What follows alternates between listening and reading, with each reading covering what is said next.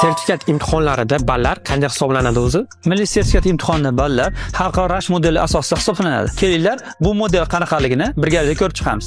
O'zi rashk modelida, misol uchun matematika fanini ko'rib chiqadigan bo'lsak, savollar soni jami 55 ta hisoblanadi.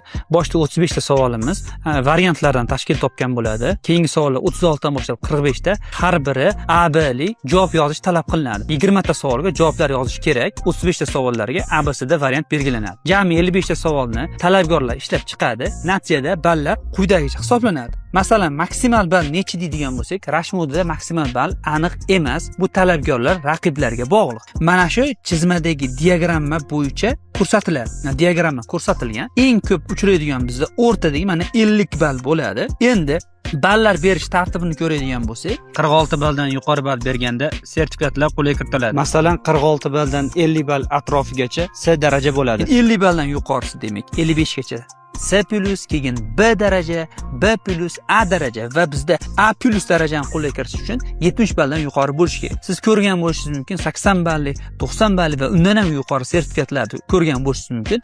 Bular raqiblariga bog'liq. Masalan, shu yerda ko'rishingiz mumkin diagrammadan yuqori ball yig'adigan talabgorlar borgan sari kamayib boradi. Endi sizda savol bo'lishi mumkin. Ustoz, men nechta yetsam A daraja olaman? Nechta yetsam B daraja olaman desiz, bu raqiblaringizga bog'liq. Masalan, qisqacha o'tgan safargi imtihon matematikadan ko'radigan bo'lsak, 8 ta variant bo'lgan.